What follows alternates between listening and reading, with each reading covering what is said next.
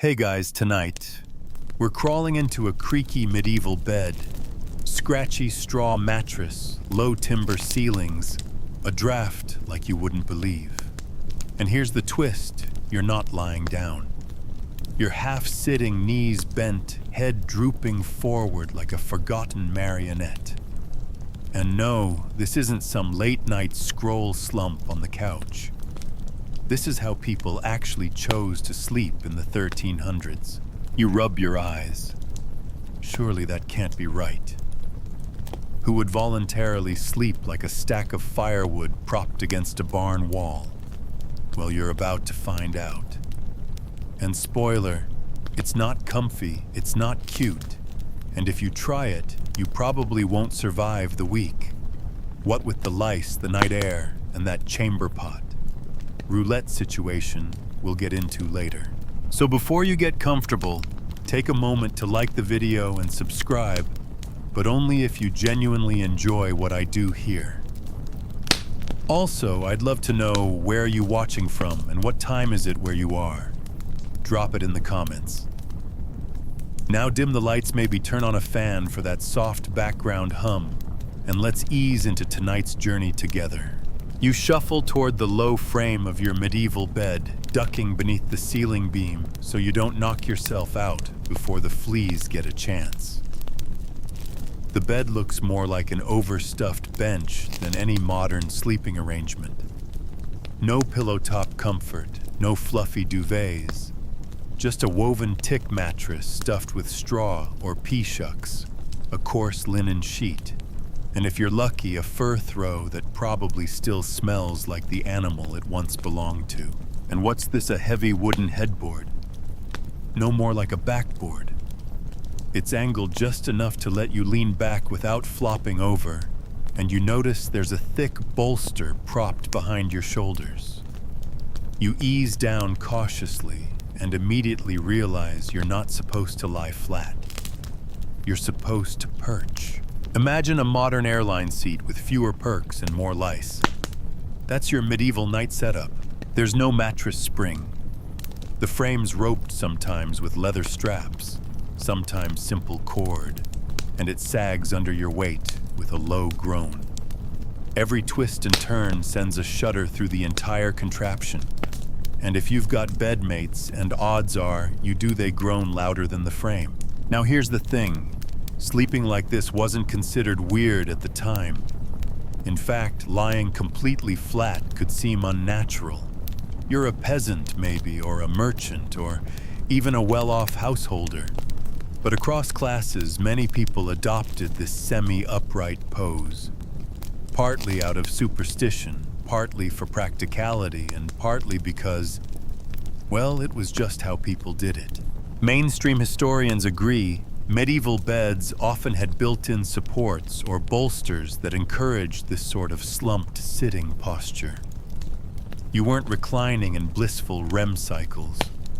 You were more or less parked in bed like a scarecrow off duty. Why? We'll dive into many reasons soon, some rational, others delightfully absurd, but let's start with one of the simpler ideas, the design of the bed itself. You glance around the room. Your bedroom, if you can call it that, is more than just where you sleep. It's a warm place in a cold house, a private nook in a public home. In a peasant's cottage, the entire family might sleep in the same room, sometimes in the same bed. Furniture is sparse and people are always improvising. If you're lucky, you've got a box bed, a sort of wooden cabinet with doors or curtains you can close for privacy and warmth. These aren't spacious. You can't stretch out. Sitting up is more or less your only option, unless you want to curl like a cinnamon roll. And if you're of higher status, well, your bed might be a four-poster affair, with rich fabric hangings and ornately carved details, but even then, the bolstered upright posture remains.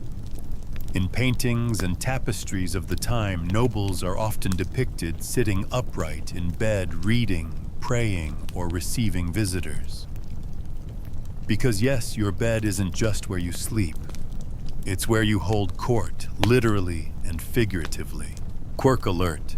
Some beds had built-in steps or even chairs within the bed frame itself to help you get situated in just the right semi-sitting position. Think of it like medieval sleep feng shui with extra splinters. And here's a fringe tidbit to keep you up tonight. Some historians suggest that people believed lying flat invited the attention of death. After all, corpses were laid out, flat hands folded, eyes closed. To sleep flat was to mimic the dead, and that wasn't a bedtime mood most folks wanted to channel. There's even a famous belief tied to this. If you slept fully horizontal, your soul might rise from your body more easily and not return by morning. That's one way to ruin your REM cycle. But not all scholars agree. Some argue that the upright sleeper trope has been exaggerated, and that many people, especially those without chronic illnesses or fear of phlegm, slept as flat as their straw ticks allowed. Historians still argue whether this sitting-up habit was truly widespread or just a quirky mix of iconography illness and architectural inconvenience. Still, for tonight, you're following the custom. You pull your coarse linen blanket to your chest, settle your back against the bolster, and try to ignore the dull ache already forming between your shoulder blades. The hearth has dimmed to embers casting long shadows across the beams above. Somewhere nearby, a dog whines in its sleep. A mouse scrabbles under the wall. Your eyes drift shut, not quite lying down, not quite awake, just upright, suspended somewhere between now and morning. You blink groggily in the half-dark neck, stiff lower back, whining like a medieval fiddle. You tried adjusting your posture, but the bolster keeps nudging you forward, and your feet are somehow colder than your face. You think about sliding all the way down, lying flat, stretching out like you would in a modern bed, but then you remember what they told you. That posture, that's death's favorite. See, in the 1300s, lying flat wasn't just uncomfortable, it was ominous. Superstition thickened the air like smoke in a tavern. People genuinely believed that sleeping in a horizontal position was tempting fate. After all, how are corpses laid out flat on their backs, arms folded across the chest, ready for burial? Do that in your sleep, and you might not wake up. It sounds wild, right? But for a medieval mind raised on a steady diet of religion, plague, and terrifying morality, Play's death was always in the room. Every cough could be your last. Every weird dream might be a visitation. Every shadow a demon or worse. So why lie down and pretend to be dead when you could? Not. That's why you find yourself adjusting back into the sitting pose. You rub your temple. Look at the wooden icon nailed to the beam above your head and offer a quick prayer, just in case. The belief was simple. If you lay too flat, your soul could slip out more easily. Sleep wasn't safe, it was a rehearsal for death. And if you happened to die in your sleep, well, that was considered suspicious, maybe even cursed. In fact, records from the period include anecdotes where people avoided sleeping horizontally for spiritual protection. Upright sleeping, propped, bolstered sometimes with hands folded in prayer, was a way of keeping yourself symbolically awake and ready. If the soul tried to wander, you were halfway to catching it. You shift again, trying not to think about ghosts or saints or worse saints with opinions. Even the church got involved. Certain Christian sects promoted upright sleeping during fasting seasons or as part of penance, and the visual culture of the time reinforced the message. Illuminated manuscripts, paintings, and carvings often depict sleepers half sitting in bed with wide eyes and a candle burning. Sleep was not vulnerability, it was vigilance. But of course, not all of it was about spirits and symbolism. Sometimes it was just a matter of practicality cloaked in belief. After all, if you're living in a time when beds are shared, rooms are cold, and plagues creep in through the cracks in the wall, a bit of superstition might be all that separates sanity from screaming. Let's say you're middle class, a merchant's wife maybe. You've got a decent house, a warm hearth, even a feather pillow. But you're still not lying flat. Why? Because if your husband dies in the night, and you're both laid out like corpses, guess who's suspected of witchcraft? That's right, you. And if you're peasant class sleeping with 3 generations on the same lumpy mattress, you don't dare lie flat unless you want your cousin's knee in your ribs and your toddler's toes in your nostrils. There's a social logic to it all. But woven through the everyday discomfort is this thread of spiritual unease. Upright sleeping wasn't just tradition, it was insurance. Now here's your quirky tidbit for the night. In some households, folks tied small bells to their wrists or toes while they slept. If their soul started wandering, or if the body started to go cold, the bells would ring and alert someone nearby. It's half sleep monitor, half medieval panic button. Still, not all historians buy this narrative completely. Some say there's no concrete proof that fear of lying down was widespread, more a patchwork of regional beliefs and medical misconceptions. Others argue the prevalence of upright sleeping has been overstated thanks to Victorian-era historians who romanticized the past and projected all kinds of strange assumptions onto it. As usual, historians still argue whether medieval upright sleeping was primarily spiritual symbolic or just the result of deeply uncomfortable furniture. But tonight for you, it's all of the above. You settle again against your bolster, trying to ignore the creeping chill under your tunic. The candle sputters. Outside, the wind rattles the shutters. You pull the blanket tighter around your shoulders. Sitting there in half dark, half asleep, you can't help but feel watched. Not in a haunted way exactly, just supervised. Maybe it's the icon on the wall. Maybe it's the thought of some angel with a clipboard keeping track of how flat your spine is. Or maybe it's the simple truth that in the 1300s, nobody really slept alone. Not when you factored in spirits, souls, and the weight of belief pressing down like a second quilt. You cough once, adjust your position, and tell yourself just stay upright, just until morning. The cough rattles in your chest again, not deep enough to panic, but just enough to remind you of the dampness clinging to the walls. You exhale slowly, hoping it'll pass. It doesn't. It lingers scratchy and wet like mildew in your throat. Now you remember the night air. Everyone warned you. In the 1300s, night air wasn't just unpleasant. It was downright dangerous. You've probably heard of miasma theory, right? The belief that disease floated invisibly in bad smells and corrupted breezes.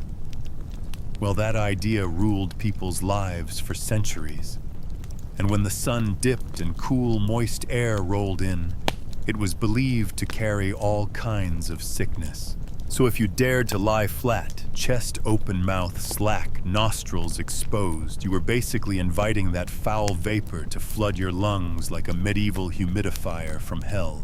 That's why upright sleeping wasn't just spiritual, it was medical. You pull the blanket up over your chin and try to sit straighter as if it'll keep the evil air from pooling inside you. The logic was, if you slept propped up, your lungs would stay elevated and the corrupt vapors would slide past instead of sinking in. Lying flat meant the miasma could settle into your body, turning sleep into a slow, suffocating trap.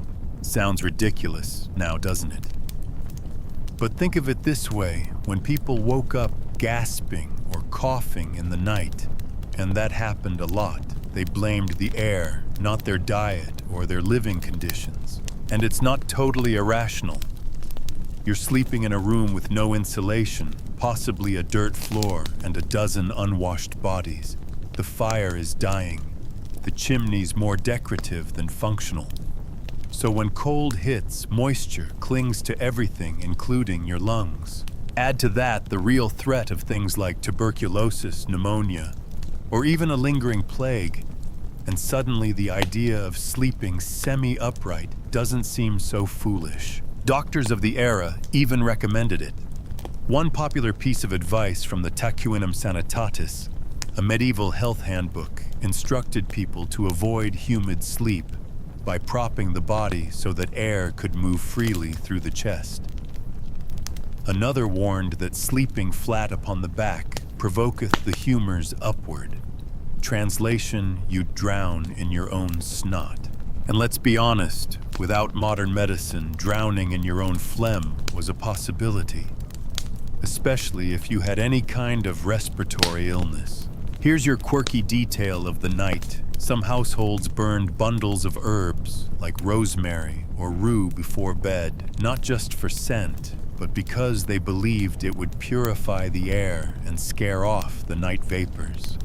It didn't work, of course, but it made the room smell like an overcooked chicken stew, which was maybe comforting. Now, if you were really ill, say suffering from catarrh or bloody flux, a servant or spouse might even build a little armchair structure on the bed so you could sit upright with a board at your back and a cushion under your arms. A kind of proto-recliner built entirely out of desperation and poorly cut wood. And it's not just the peasants either. Royalty did it too. In one preserved letter from the 14th century, a noblewoman laments her inability to sleep lying down due to the humors in my chest, and describes her physician's advice: "Let thy bed be more like a bench, and thy posture a prayer."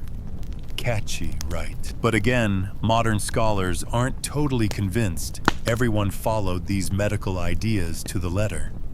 Historians still argue whether the fear of night air truly dictated sleeping posture for the masses, or if it was more of a medical elite concept than a widespread practice.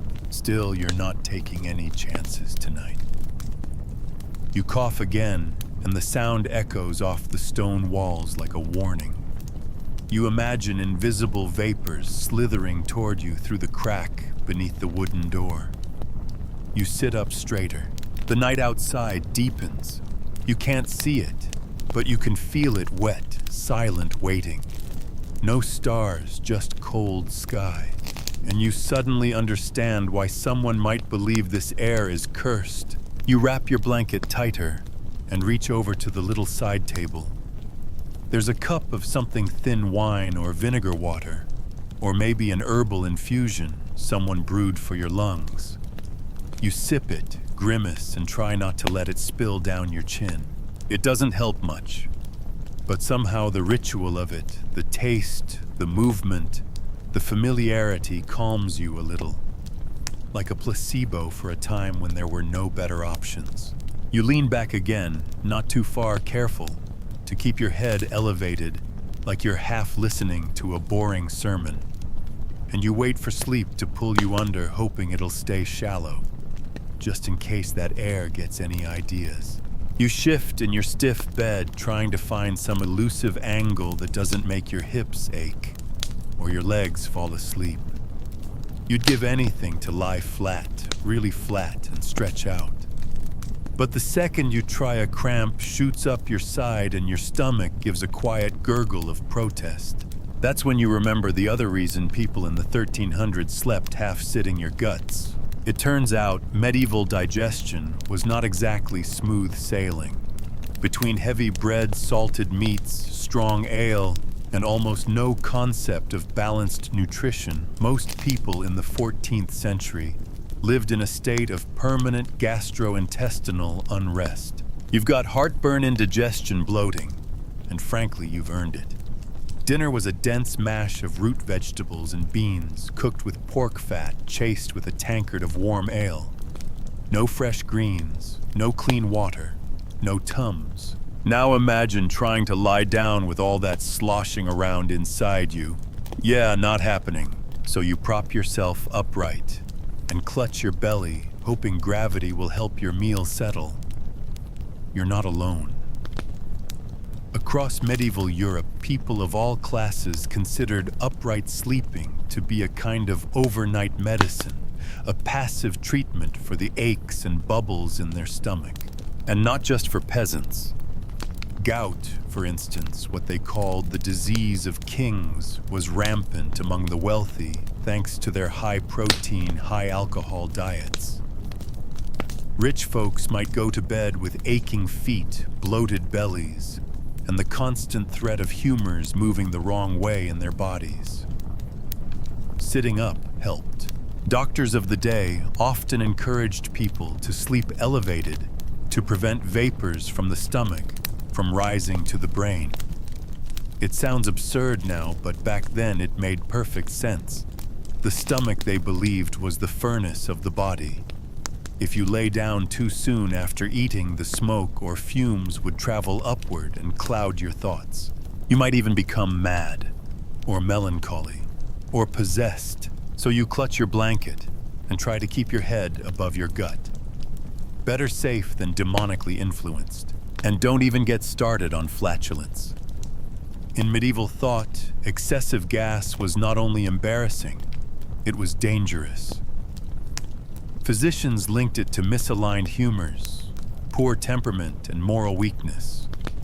One popular remedy, upright sleep and an herb-filled satchel tied around the waist. Sexy. Now here's a quirky tidbit to make you squirm. Some people wore stomach masks to bed, cloth covers tied over the belly, to contain and redirect troublesome vapors.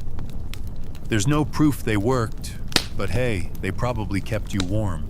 The irony is modern science actually gives some credit to these old habits.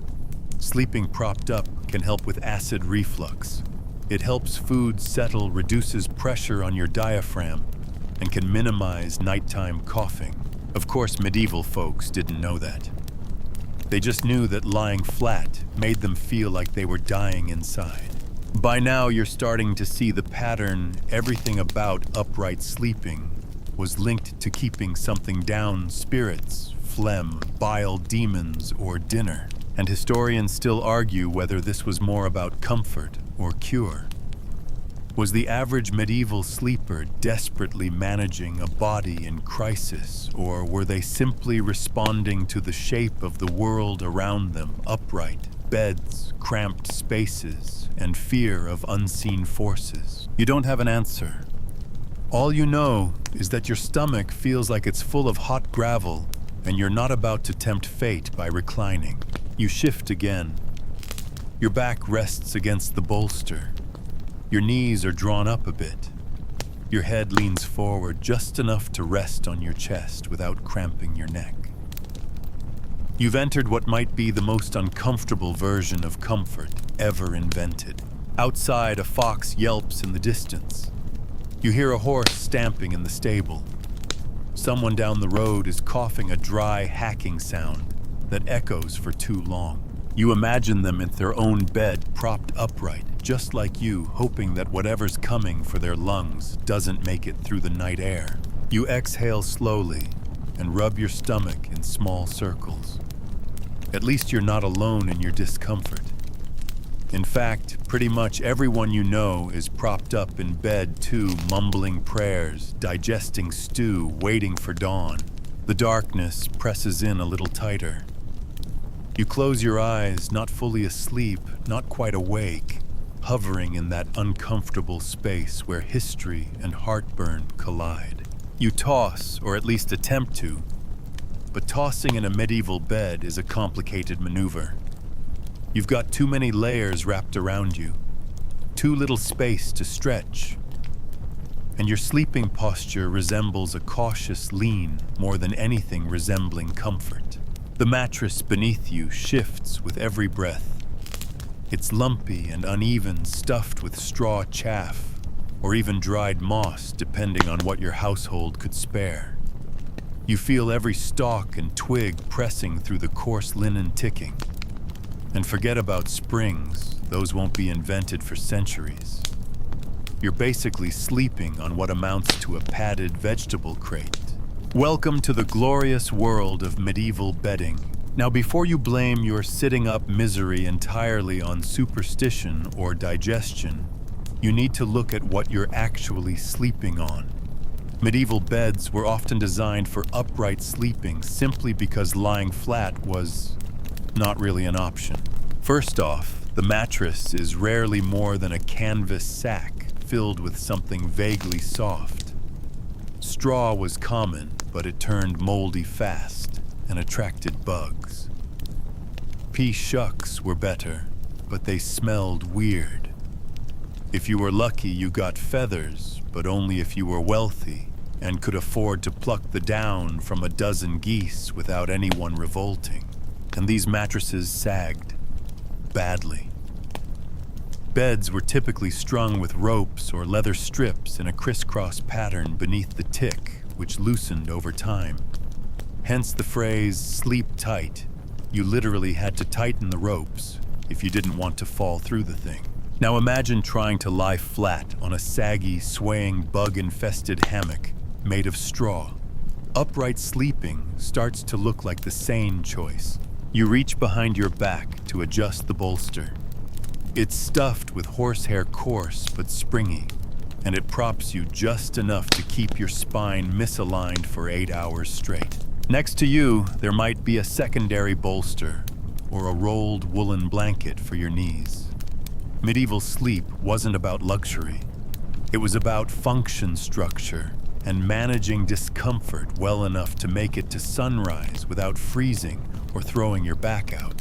Oh, and let's not forget the layers. You're probably sleeping under at least 2 thick woolen blankets, maybe a fur covering if you're lucky.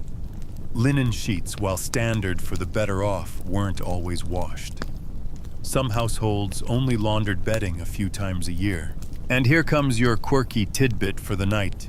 Some people stitched herbal sachets into their bedding seams, not for relaxation, but to mask the stench. Lavender sage and pennyroyal were common. Not exactly Febreze, but it helped. All these layers and their stiffness encouraged people to sleep in a semi-sitting position. It was easier to pile the bedding around your torso and shoulders that way, and easier to stay warm. Lying flat often meant exposing too much of your body to the cold. The room around you doesn't help either. It's drafty. There's no central heating. You're probably a few feet from a stone wall that's sweating with moisture, and the fire in the hearth has burned low to embers. You can feel the cold rising from the floorboards like fingers, and you're likely not alone. If you're poor, you're squeezed in with family, sleeping foot to foot or side by side, packed like dry goods in a barrel. If you're wealthier, you might have your own bed, but still share it with a spouse, children, or visiting relatives. In fact, even in taverns and inns, it was common for strangers to share beds. Travelers would check in for the night and be assigned a sleeping partner. You'd prop yourselves upright like twin figurines and hope nobody snored, coughed, or turned out to be a thief. Historians still argue whether the design of medieval beds directly caused upright sleeping, or whether the posture shaped the furniture, but one thing's certain, the two evolved together in a sort of mutual discomfort pact. You shift again. The straw tick crinkles under your weight. A flea bites your ankle, subtle but unmistakable. You scratch without looking. Everyone had fleas. They were just part of the ambiance. You're starting to drift now. The heavy bedding presses down like a tired dog, warming your chest, while leaving your knees exposed to the chill. Your posture is still vaguely seated, like you nodded off, reading in a high-backed chair. But that's the idea. Comfort wasn't the goal. Survival was. Outside the village is quiet. Someone's rooster crows too early. A dog barks once and then goes silent. The world around you is made of wood and thatch and wool and breath. You exhale and let your shoulders sag ever so slightly forward. You're not fully lying down, but you're not fully awake either. Somewhere between pain and peace, scratch and stillness. Somewhere medieval. You don't remember falling asleep. One moment you were adjusting your bolster and counting flea bites, and the next, you're awake again. But it's still dark. Too dark for dawn. Don't panic, you haven't been cursed. What you've just entered is something your medieval hosts would find perfectly normal, the second sleep. That's right. In the 1300s, waking up in the middle of the night wasn't considered strange. It was expected. In fact, your entire night was probably split into two distinct sleeps, a first sleep and a second sleep, with a cozy, wakeful hour or two sandwiched in between. You sit up straighter, as if your posture will help you understand what your body is doing. But this isn't insomnia. It's just part of the rhythm of medieval life. The first sleep usually began shortly after sunset, though clocks remember. So bedtime was whenever the fire burned low and the chores were finally done. People would sleep for 3 to 4 hours, wake naturally in the middle of the night, then return to sleep again until morning. And that middle time, that in-between, it was precious. You might pray. That was common. Night prayers were considered especially powerful, closer to angels, further from distractions.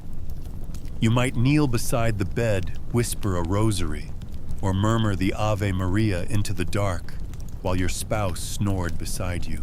Or you might stir the fire shuffle to the hearth for a bit of warmth. Or here's the fun part, eat. Yes, people ate between sleeps. There are records of warming stews being kept simmering overnight, or ale being shared in low voices while children continued to doze. You imagine lifting a crust of bread to your mouth, dipping it in something vaguely meat-flavored, and savoring the heat. And then there's other activities. Let's just say that the hours between first and second sleep were also known to be prime time for intimacy. Historical records and personal letters mention couples using this middle night period to lie together in privacy, especially in households where daytime privacy was impossible. Quirky tidbit of the night. In some rural communities, it was believed that conceiving during the gap between sleeps increased the chances of having a healthy baby, as if the night itself blessed the moment. You're not in the mood for stew or romance, though. You stretch your arms carefully, your back cracks like old parchment, and you listen. The house is quiet. Just the soft breath of sleepers, the rustle of fabric, a distant owl. You can see just enough in the dark to notice the small shelf by the bed. On it, a book of hours, a devotional manuscript, and maybe a candle stub long since extinguished. Reading was rare, but not impossible. Monks, clerics, nobles, and literate women sometimes used this time to reflect, journal, or study scripture.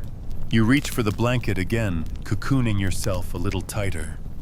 You're not ready to rise fully, but you're definitely not sinking back into sleep just yet. And that's okay. In the 1300s, no one expected you to sleep 8 hours straight. That modern idea of sleep continuity, that's a post-industrial invention. In fact, when historians in the 1990s started digging into medieval literature and medical texts, they were surprised at how common references to first and second sleep were. The French called it premier sommeil, and seconde sommeil. The English had similar phrases, and it pops up in sermons, court documents, and folk stories. So why did we lose it? Historians still argue whether the shift away from biphasic sleep was caused by artificial lighting changes in labor structure, or evolving religious habits. But for now, in your straw-filled, back-aching, bolster-supported cocoon, you're right in the middle of that lost rhythm. You decide not to get up. You simply rest. Awake but still. Not fully conscious, not entirely dreaming. Just listening to your body like your ancestors did for centuries. Maybe you whisper a prayer or count your breaths. Maybe you think about tomorrow's chores, mending a tunic, fetching water, avoiding rats in the grain bin. Maybe you think of nothing at all. Eventually, without effort, you'll drift back into second sleep. You'll sink a little deeper into the sagging ropes, your chin resting gently against your chest, your legs curled just enough to preserve warmth. And then the rooster will crow, but not yet. For now, you're floating in the medieval midnight, upright, awake, at peace. You wake again, and this time it's not peaceful. There's a distinct pressure in your lower belly, a very medieval sort of emergency, and the cold realization settles in you need to relieve yourself. Welcome to the worst part of upright sleeping in the 1300s. You're stuck between cold stone floors and a shared chamber pot. You try to stay still, hoping the urge will pass. It doesn't. You groan quietly and shift the covers aside. The air hits you like a slap, frigid and damp, thick with the musty scent of wool wood smoke and last week's stew. You glance to your left. There's the pot. It's ceramic or wooden depending on your household's means. In wealthier homes, it might be pewter or even brass with a lid fancy.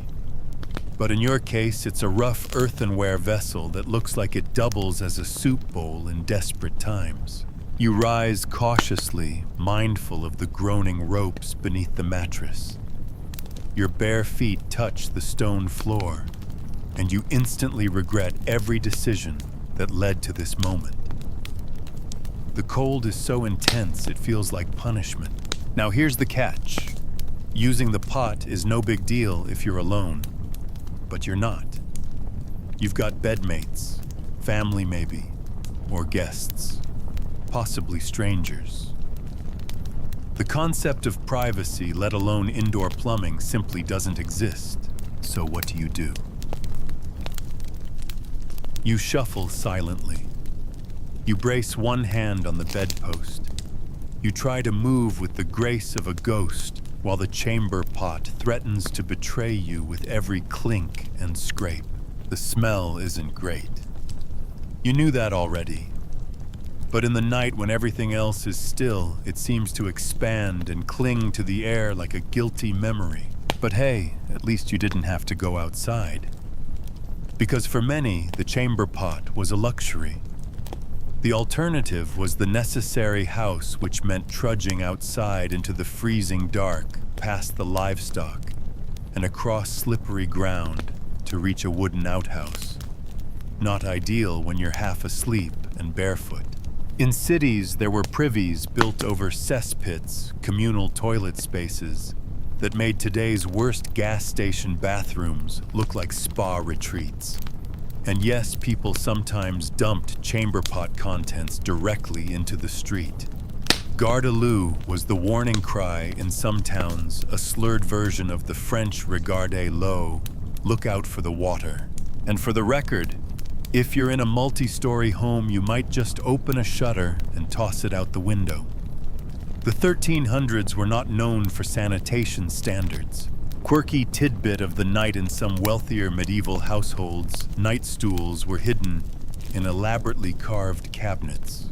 From a distance, it looked like an ordinary piece of furniture until someone opened the lid and ruined everyone's dinner. You finish your awkward business and shuffle back into bed, pulling the covers up like they're made of clouds instead of scratchy wool. But sleep doesn't come immediately, not after that icy foot floor encounter. You wiggle your toes, trying to restore feeling. Somewhere in the corner, you hear a mouse rustling in the rushes. You try not to think about it. You also try not to think about the smell of the pot sitting silently beside your bed, like a guilty goblet. And here's where it connects back to your sleeping posture. Part of the reason people sat up in bed was convenience. When nature called, and it always called you, we're already halfway up. You didn't have to wrestle out of deep blankets, roll across crowded bedmates, or struggle to your feet. Plus, your nightcap and layers of linen nightclothes made full mobility difficult. Better to sleep with your knees bent and spine upright, ready for anything. Whether it was a trip to the pot, a sick child's cry, or the sudden wail of a neighbor warning of fire. Remember, medieval life didn't shut down after dark. People stayed alert even in sleep. Propped posture wasn't just spiritual or medicinal, it was practical. A kind of sleeping readiness. Historians still argue whether this midnight alertness was a symptom of fragmented sleep or a deliberate feature of medieval domestic life, but whatever the cause, it shaped how people built their beds, their habits, even their nightclothes. And now, back in your spot, your body slowly starts to relax. You draw your knees and shoulders forward, chin resting gently on your chest. You look like someone napping in a pew, and honestly, that's not far off. You close your eyes again. The chamber pot waits silently beside you. The fire's a glow of red behind the hearthstone. Your second sleep is waiting, and this time you might actually drift deeper. Just don't lie down flat, you've had enough excitement for one night. You're not dreaming, but it feels like it. That second sleep has a strange texture, almost floating. You're not fully unconscious, but the tension from your neck to your lower spine has eased just enough for your mind to wander. And that's a good thing because the night is long and you're only halfway through. Welcome to the world of segmented sleep. You see, sleeping from dusk till dawn wasn't always a single stretch. People in the 1300s often slept in two chunks, first sleep, then a waking interval, then second sleep until morning. You're currently in the twilight zone between them, blinking at the fading firelight, wondering if it's morning already. It's not. But you are awake, and so is everyone else. In the next room, you hear your neighbor murmuring a prayer. Somewhere downstairs, a dog rustles in the straw. Someone nearby, maybe even in your bed, lets out a soft cough and sits up muttering about dry throats and dreams of ghosts. This mid-sleep wakefulness wasn't considered a problem. In fact, it was expected. People used the interval between sleeps for all sorts of things, stoking the fire, checking on livestock, praying, reading religious texts, if they were literate, or even, yes, sneaking in a bit of intimacy. If you were a monk, nun, or novice in a religious house, this interval was sacred. You might be roused by bells calling you to matins, the first monastic prayer service of the day, often held at 2 or 3 a.m. in icy chapels, where you'd chant in the dark, your breath fogging as you sang. For the layperson, this period was contemplative, or conversational, or chaotic, depending on the household. Children might wake from night terrors. Older folks might need their joints massaged or a drink of warm ale. Modern sleep scientists now recognize this biphasic rhythm as natural. In fact, some believe our current obsession with uninterrupted 8-hour sleep might be the anomaly, not the rule. One historian even came across a medieval French medical text that refers casually to le premier sommeil, your first sleep, as if it's the most normal thing in the world. And maybe it was. Right now, though, you're still groggy, hunched slightly under the bedding, adjusting your shawl or linen wrap. The fire has mostly died. Only the faintest flicker remains in the ashes. Your breathing slows. Let's pause here for a second. There's a folk belief in this era that night is when spirits stir most freely. It's a time when the veil between the world of the living and the dead thins. That might sound dramatic, But if you've ever sat awake in total darkness, with only the sound of mice in the rafters, your heart pounding, and your eyes convinced they saw movement by the hearth, then yeah, you get it. Historians still argue whether this widespread nighttime waking was a product of sleep disruption or a deliberate spiritual interval. But the belief in supernatural activity during this window was definitely strong. People lit candles and whispered charms. Others reached for the Book of Hours, flipping to prayers designed to ward off evil dreams. You reach now for nothing, just a dry corner of the blanket to tuck under your chin. And here's something most modern sleepers never think about: the role of dreams in shaping your morning. In the 1300s, dreams were more than leftover brain static. They were omens, divine messages, or temptations, depending on the dream's source and content. A pleasant dream of green pastures might signal a good harvest, or at least make you walk taller at the market. But a nightmare that had weight, especially if you were lying down rather than sleeping upright. Remember, the devil finds it easier to crawl into a prone sleeper's ear. But you're halfway between waking and sleeping in a posture that puts your soul slightly out of reach. Propped against your bolster, your knees still bent, you drift. The room feels quiet again. The house has returned to stillness, and slowly, almost imperceptibly, second sleep claims you. This second sleep tends to be deeper. Dreams sink further. Bodies are heavier. The temperature in the room dips even lower now, just before dawn, and your breath steams faintly in the dark. You shift only slightly, shoulders curling and chin tucking lower, and drift deeper into that velvety blackness. No alarms, no clocks, just the rhythm of the sun, the wind pushing against the shutters, and the faint promise of baking bread somewhere in the village ovens. You don't know it yet, but you've only got about 3 hours left. Enough time for one more round of vivid, cryptic dreams, and for your body to soak in what little heat remains beneath the woolen covers. It's strange, this broken sleep, but it fits. The 1300s were not about convenience, they were about survival ritual and adaptation. And upright sleep, split into phases, was one of many small adaptations that made the darkness feel a little less hostile. So for now, let yourself go.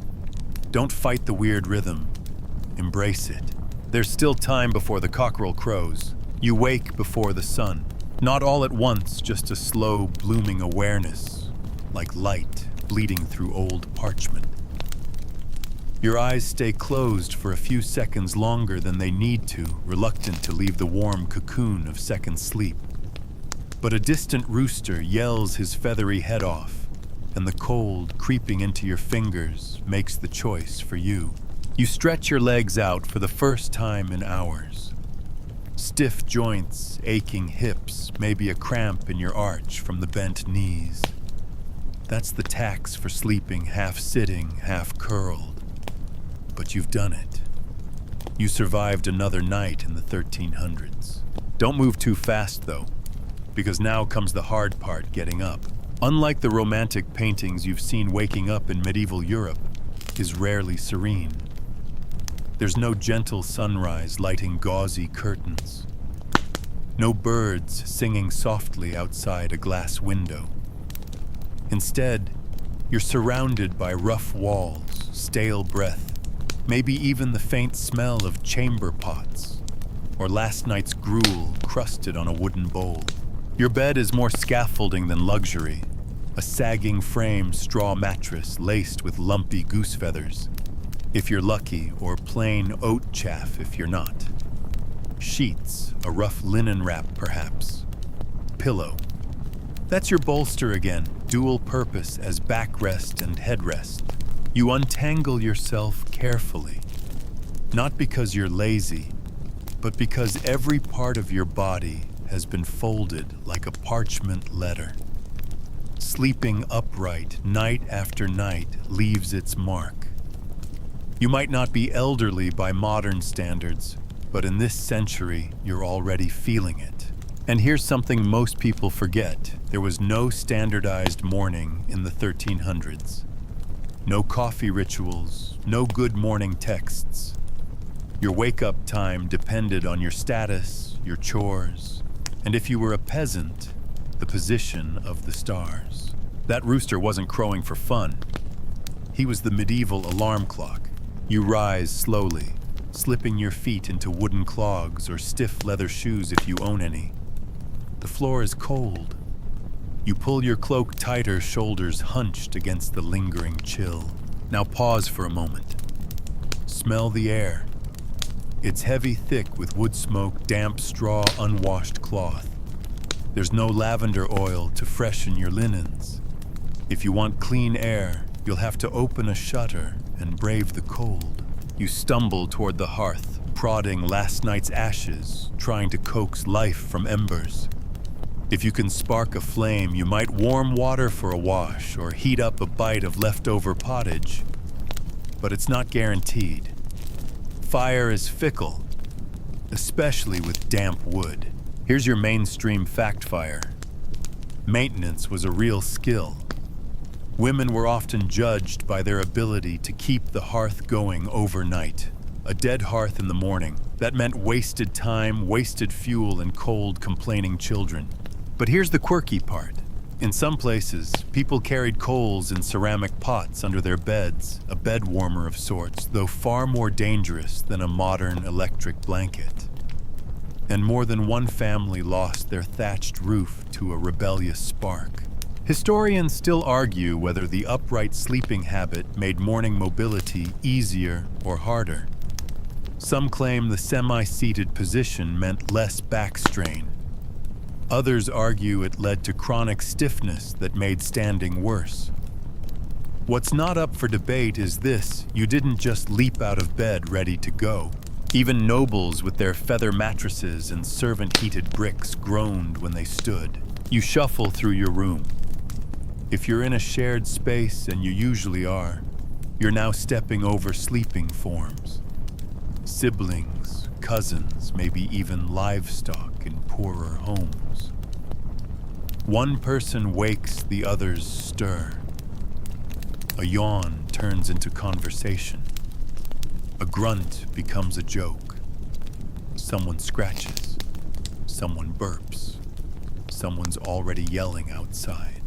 And that's the rhythm of medieval life. Waking was messy, noisy, communal. Now let's get to your morning face. There's no mirror on the wall.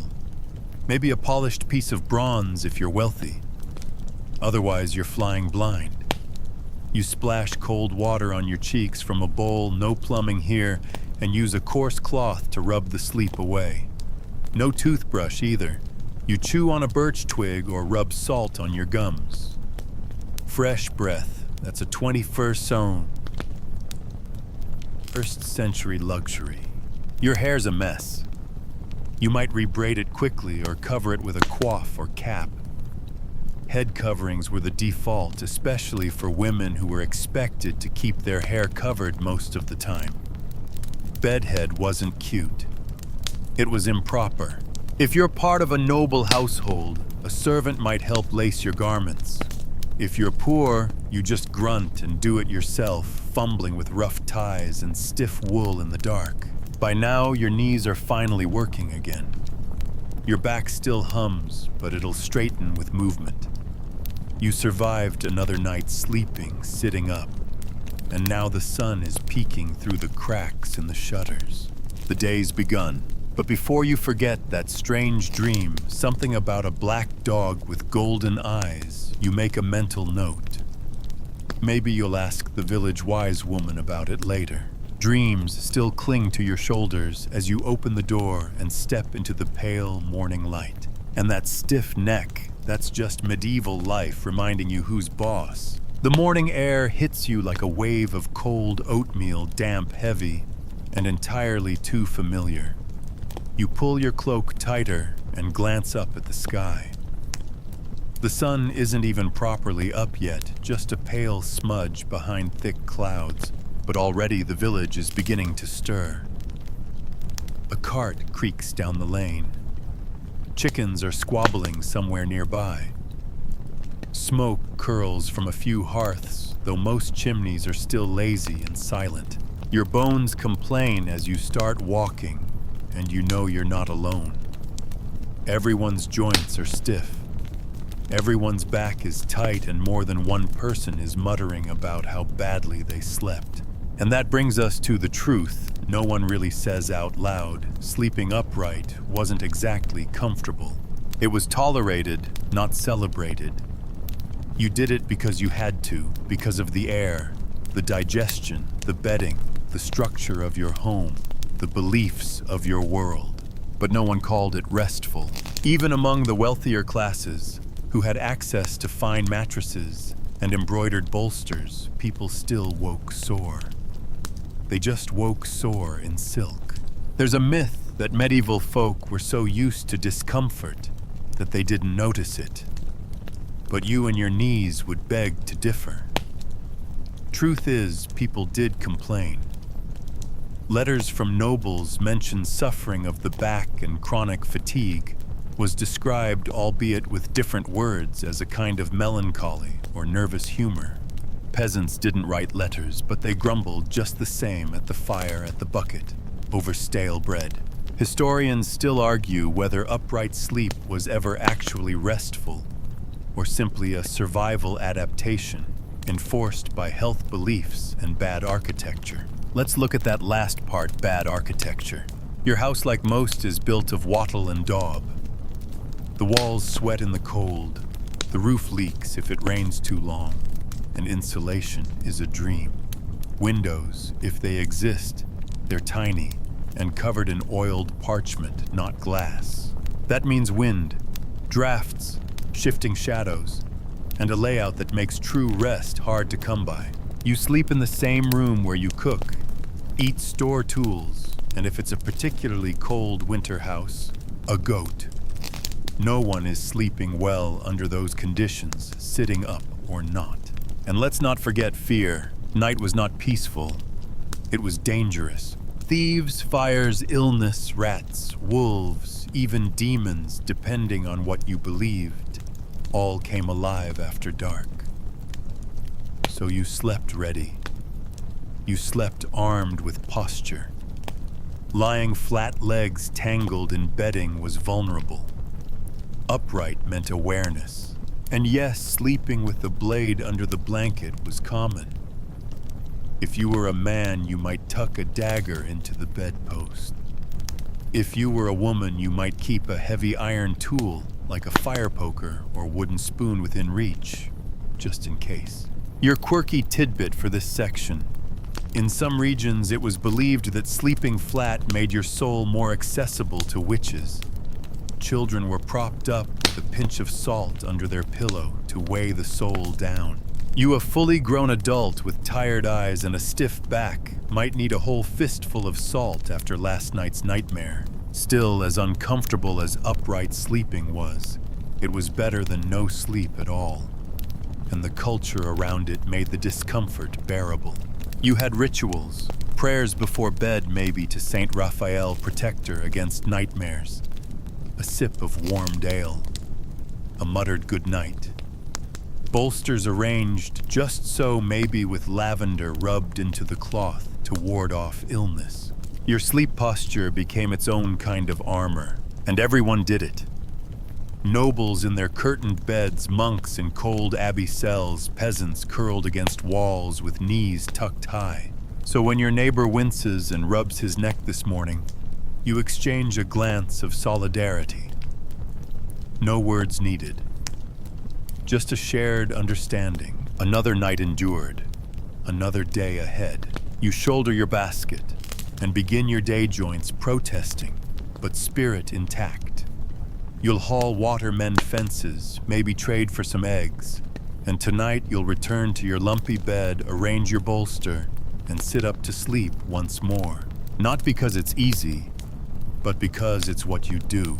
And strangely enough, even in all that discomfort, there's a rhythm to it, a kind of peace in repetition, a knowing that others are just as uncomfortable and yet still waking.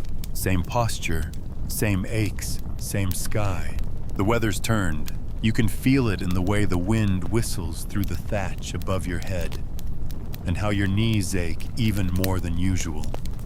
The morning fire's harder to light, and your breath curls in front of your face, visible even indoors. Cold like this makes everything harder, including sleep, and that's where the cleverness of your ancestors kicks in. You don't have a thermostat, but you do have tricks. Tonight before bed, you fill a ceramic jug with warm water and slip it beneath your feet under the blankets. It's your medieval hot water bottle.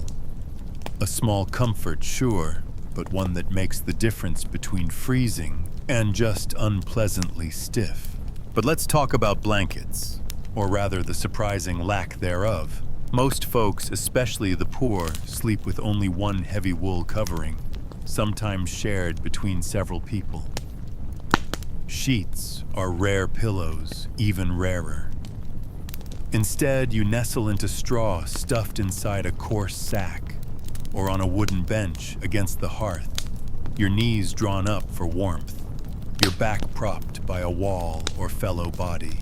You wrap your cloak around your shoulders and tuck your hands inside. This is how you sleep, seated, layered, curled, like a question mark. Here's your quirky tidbit. In particularly cold winters, farm animals were sometimes brought inside to sleep with the family, not out of affection, but insulation.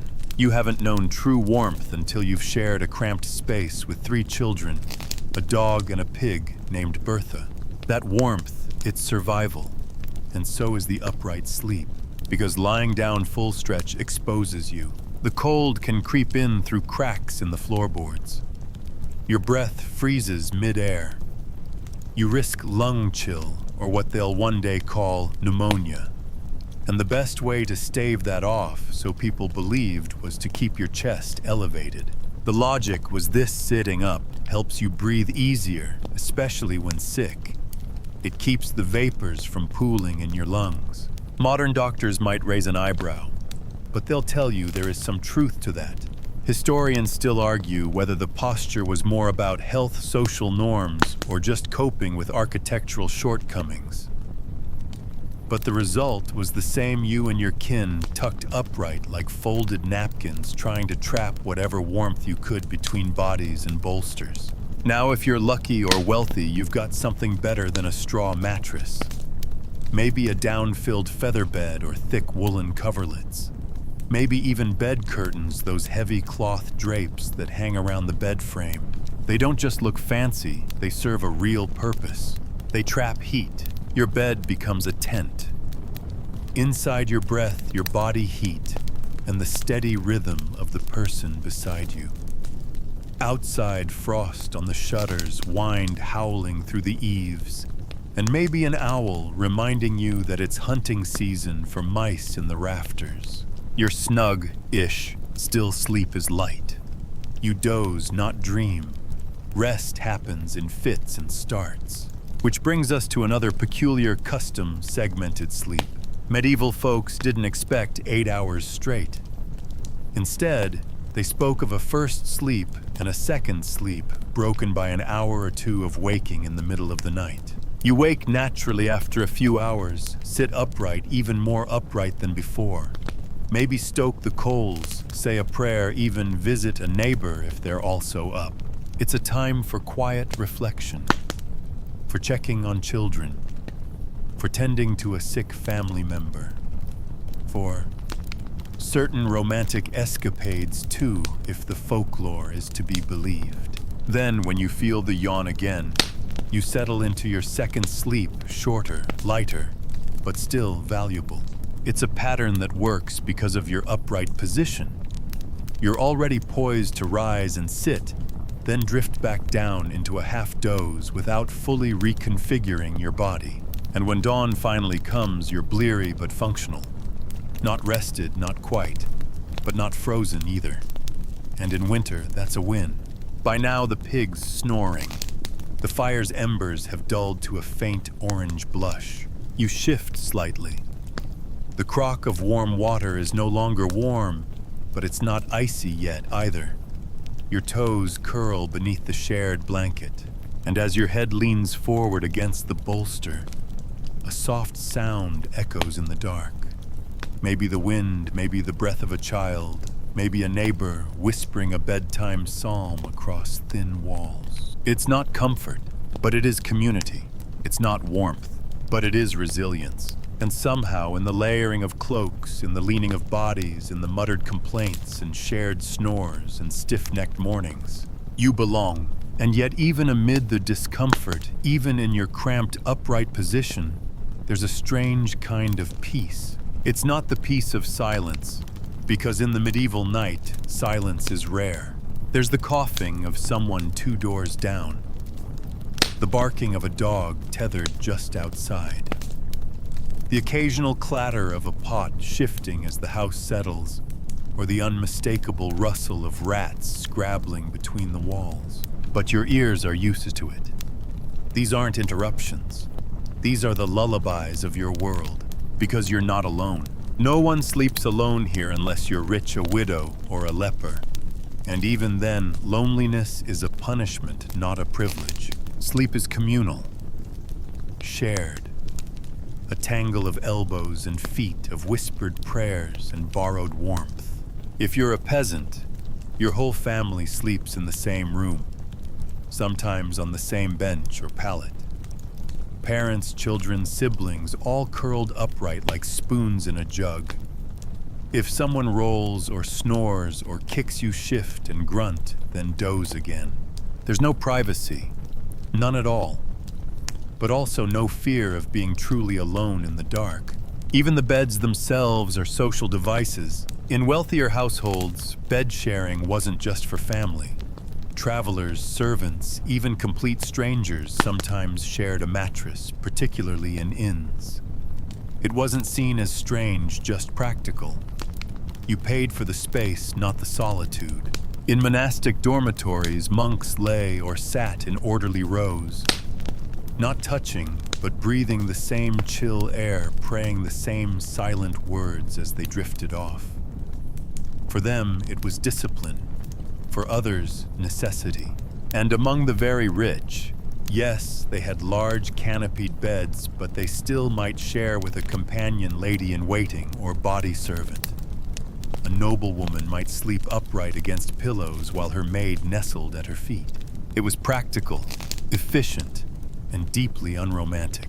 You might think of medieval beds as creaky wooden islands of passion and secrets. In truth, most were crowded, chilly bunkers of survival. And if you're wondering where sex fits in, well, it happened. Often in whispered tones and awkward angles with snoring relatives nearby. Privacy was rare, and desire didn't wait for solitude. But for now, in this cold hour before dawn, you're not thinking about desire. You're thinking about your back.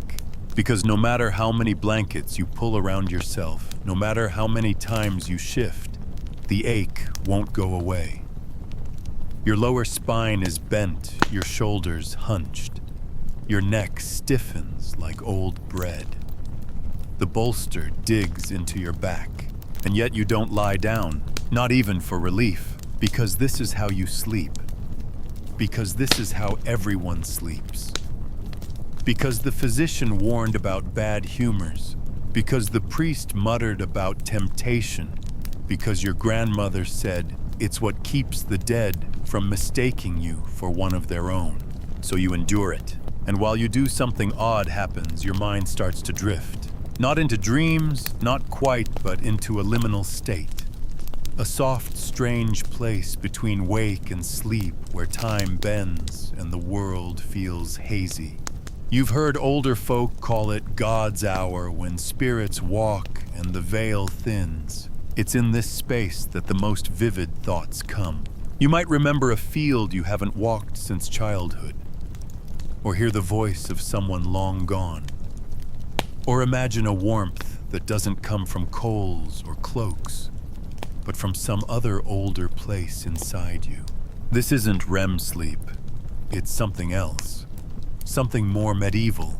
Because your body's half sleeping, your soul's half awake. And when you finally blink and stir hours or minutes later, it's with the sense that something passed through you. A prayer, a thought, a dream, or maybe just another night survived. You reach for the fire poker, stir the embers. Someone else in the room coughs and mutters. Outside, the first rooster calls, and you know it's time. Time to rise not from a bed, but from a knot of sleep that never quite let go of you. Your joints crack, your mouth is dry, but you've made it. Another night conquered. Another morning to begin. You fold your blanket. You stretch your arms. You pat the dog who's curled at your feet. And in this moment, hunched by the hearth, catching the first blush of light through the shutters, you understand something you didn't before. Sleep in the Middle Ages wasn't just about rest. It was about ritual, about position, belief, and necessity. And in this long line of upright sleepers from peasant huts to stone monasteries, you've taken your place. Stiff-necked, cold-limbed, half-dreaming, but alive. You'd think that after centuries of sleeping upright, someone would have spoken up. Some bold medieval soul might have stood well sat against the norm and muttered, "You know, this is wildly uncomfortable. Maybe we try lying flat," but no. The upright position remained the gold standard for sleep across much of medieval Europe, not just because of tradition or convenience, but because it was wrapped up in one of humanity's oldest obsessions, the fear of death. See, lying completely flat, especially on your back with your arms at your sides, was considered eerily corpse-like. That wasn't just superstition, it was symbolic. In the Middle Ages, death was everywhere. Plague, famine, childbirth, infected wounds. These were not distant possibilities. They were weekly visitors, and the dead. They were all around. In churchyards, under floors, in paintings, in sermons. Every time you went to Mass, you were reminded, as you are now, so once was I. As I am now, so you shall be. So the idea of sleeping like the dead, no thank you. That's why pillows weren't just for comfort. They were spiritual tools. Elevating the head kept you in the realm of the living. Sitting upright, or at least propped into a half-seated position, was a visual and spiritual statement. I am not ready to die tonight. And if you ever did find someone lying flat in bed, eyes closed, unmoving, it wasn't uncommon to shake them just to make sure they hadn't slipped away. Death didn't always make an announcement. Historians still argue whether this fear of horizontal sleep was rooted more in religious anxiety or in practical experience. After all, many deaths did happen during the night, and many people were found flat and cold in the morning. Correlation. Coincidence, clerical storytelling. It didn't matter to the medieval sleeper. The message had sunk deep. Now add in the weight of Christian theology. The church taught that sloth, physical laziness, indulgence in comfort was a sin. And sleeping stretched out in luxury, limp and slack like some Roman aristocrat on a chaise that smacked of vanity, temptation, and worst of all, moral weakness. So the upright position became an act of piety. Just uncomfortable enough to keep you humble. Just dignified enough to avoid inviting the grim reaper. But not everyone towed the line. In the far corners of Europe, especially among the Vikings and their descendants, sleep wasn't always about virtue. In some Norse traditions, sleeping flat was perfectly normal, particularly for warriors who often slept in shifts fully reclined on benches or even the dirt. Upright sleeping seemed too vulnerable to some. In Eastern Orthodox regions, monastics sometimes favored lying fully flat in a cruciform posture, arms outstretched, mimicking Christ on the cross. But this wasn't cozy nap time. It was a form of self-punishment, of devotional exhaustion. You fell asleep, not to rest, but to surrender. So sleeping postures weren't just about comfort. They were acts of identity, markers of faith, class, region, even gender. Take women, for example. Upright sleep was often expected of them, especially during pregnancy. Lying flat was said to put pressure on the womb, disrupt the balance of humors, or most ominously, allow dark spirits to slip into the belly. Midwives often encouraged propped-up positions, using bolsters, sacks of grain, or bundles of straw to keep a woman semi-seated. After childbirth, the new mother might remain in that position for days, not just because of pain or blood loss, but to protect her from air entering the body, a fear that oddly persisted into the 19th century. And if you were sick, same rules applied. Doctors, or rather physicians and barber surgeons, often instructed patients to sleep sitting up. It helped with evacuation of phlegm, they said, or allowed bad vapors to rise out of the lungs. Whether you had plague or pneumonia, chances are you were slumped against a bundle of cushions, trying not to drown in your own fluids. There's one particularly grim account from 1349 during the Black Death in Avignon. A noblewoman insisted on sitting upright through all hours, clutching a rosary, breathing in rose water and vinegar vapors, refusing to lie down. She believed if she kept her posture alert, watchful, death might mistake her for the living. It didn't work, but her story survived. Because it wasn't just about sleep, it was about control. To sleep upright was to defy helplessness. To say, I am still aware, I am not gone yet. Even the architecture conspired to keep you upright. Medieval beds weren't built for sprawling. Most weren't the massive pillowed thrones you see in fantasy dramas. They were narrow, high off the ground, and often short, not because people were shorter, though they were, but because you didn't need to lie flat. You perched, you tucked, you balanced. And if you rolled, you risked falling onto a dirt floor sometimes, in the same space where animals slept. So here you are, hundreds of years too late, sinking deeper into the medieval mindset. You adjust your posture once again. You reach behind you to refluff the bolster. Outside, another rooster calls. Morning is nearer now, and still you do not lie down.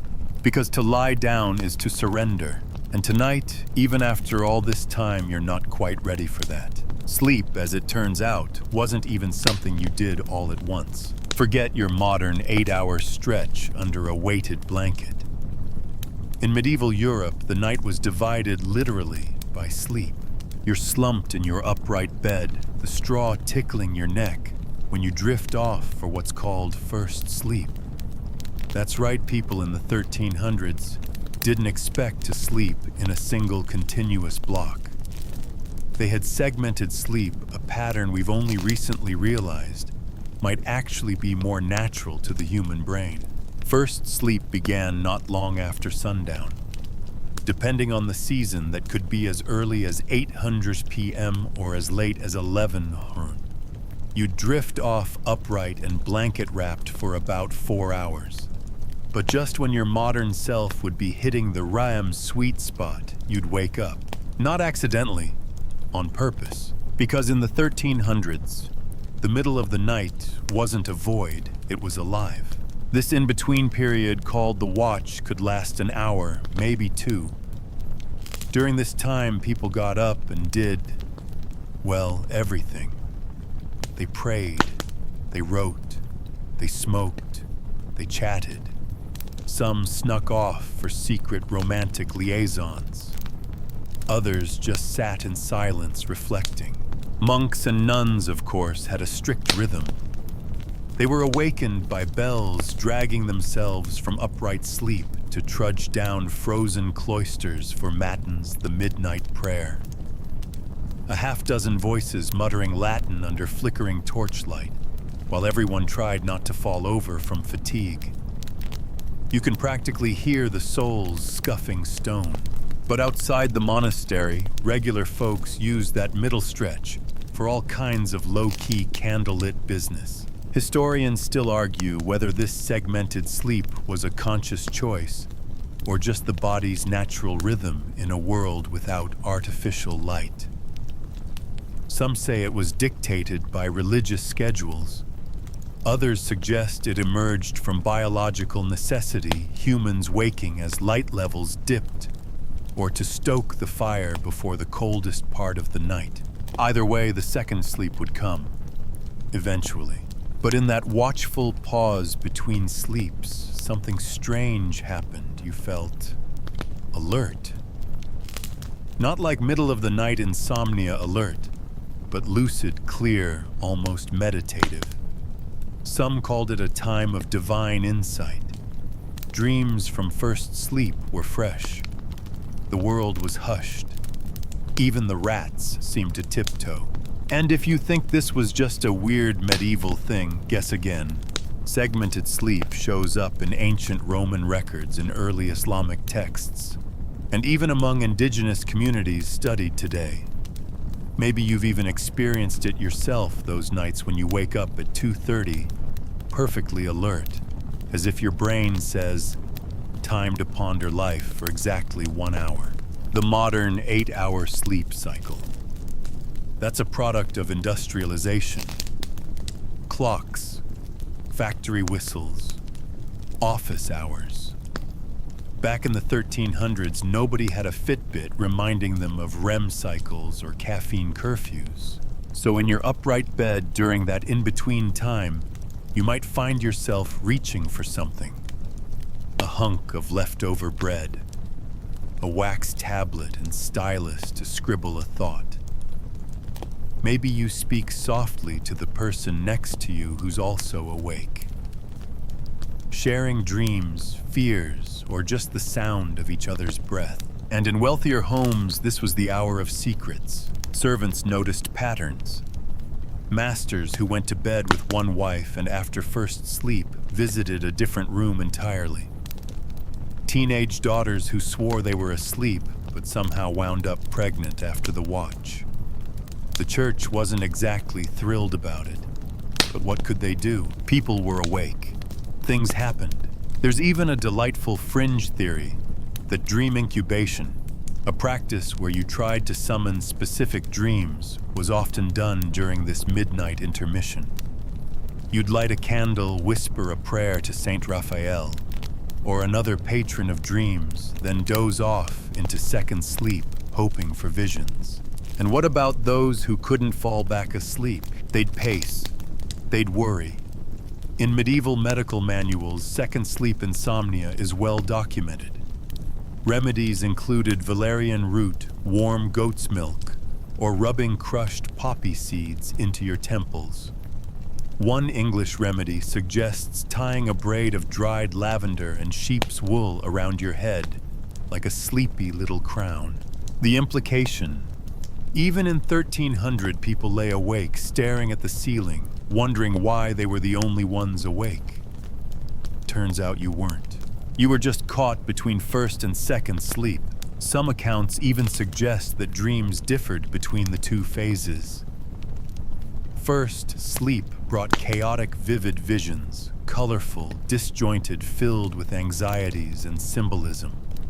Second sleep dreams were gentler, often involving family members or spiritual imagery. Maybe because you were entering deeper rest, or maybe because your body had finally accepted that the rats weren't coming back. Still, not everyone liked this segmented pattern.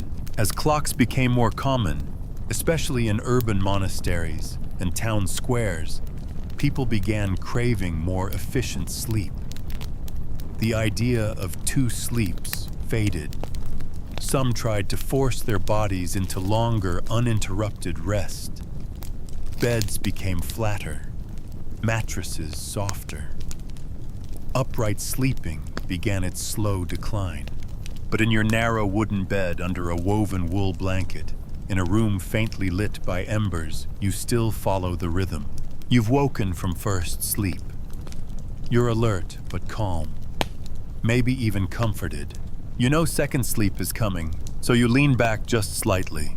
You breathe in the cool, dark air, and you wait. Second sleep creeps in softly like mist curling across a meadow just before dawn. You don't fall back asleep so much as sink. It happens slowly, breath by breath, as the embers dim further, and your spine yields just a little more to the pull of gravity. You're still sitting technically, but now it's more of a diagonal slump, the kind you'd scold your child for at the dinner table. And then you're under again. Second sleep in the 1300s was considered deeper, calmer, and more restorative than the first.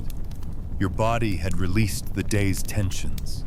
You'd taken your midnight interlude, stirred the fire, whispered a prayer, maybe nibbled on something soft and stale. Now came the quiet. Historians still argue whether this second sleep truly had a different biological quality, or whether it was just perceived as more sacred. Some texts imply that the soul was more vulnerable during this phase. Others believed that divine visitations, saints, angels, or even deceased loved ones were more likely to appear in second sleep dreams. For peasants and aristocrats alike, the final hours before dawn carried a strange magic, and biologically, it made sense. Your body had cooled. Your digestion was slowing. Melatonin levels had peaked. All the ingredients were there for deep, dream-rich rest. But the sun, as always, waits for no one. Roosters begin their tentative throat clearing. Not the triumphant cock-a-doodle-doo you imagine, but a few garbled squeaks from a bird still half asleep. Somewhere a pig starts grunting. A dog stretches. A distant bell tolls faintly across the village square. It's not yet morning prayer, but the world is stirring. And you're still stuck in that liminal space somewhere between the last tendrils of sleep and the first breath of the day. This is when the dreams are at their most bizarre. You might see your mother handing you a loaf of bread that bleeds like a lamb, or walk through a marketplace that floats on water. Your neighbor might appear in full knight's armor only to remove his helmet and reveal a turnip. Interpretation of dreams was serious business in the 1300s. Some people consulted priests. Others kept dream books filled with symbols and meanings. If you dreamt of wolves, for instance, it could mean betrayal or stomach trouble. If you dreamed of teeth falling out, that was never good. Even then, the human brain couldn't help but see patterns in the chaos. And while your second sleep draws to a close, the room around you begins to shift. The temperature drops slightly. Just before dawn is always the coldest. Your breath curls in tiny clouds. The fire has died to powdery coals. The blanket has slipped from your shoulders. Your legs are stiff joints swollen from a long night spent vertical. But you haven't noticed yet. Your mind is still chasing turnip-faced knights through floating marketplaces. Then comes the sound. Not loud, not sudden, just a creak, a hinge, maybe a step in the hallway. Someone else is waking. And in 1300s Europe, that means it's time for the day to begin, whether you're ready or not. Peasants would rise to tend animals. Bakers stirred sourdough starters. Monks prepared for lauds. Even the wealthiest couldn't sleep in forever, at least not without judgment from the servants. Sleeping too long was seen as slothful. Upright or not, you were expected to be functional by sunrise. But for just a few precious moments, you hover. One foot in dream, one in dawn, and then you move. A groan escapes you as you unfold your spine. Your knees crack. Your neck begs for mercy. It's not elegant, but it is real. You've made it through the medieval night, somehow. So why, you wonder, did people insist on sleeping, sitting up for all those centuries? Was it superstition? Probably. Practicality, to some degree. A posture of religious humility, probably. Historians still argue about which factor mattered most.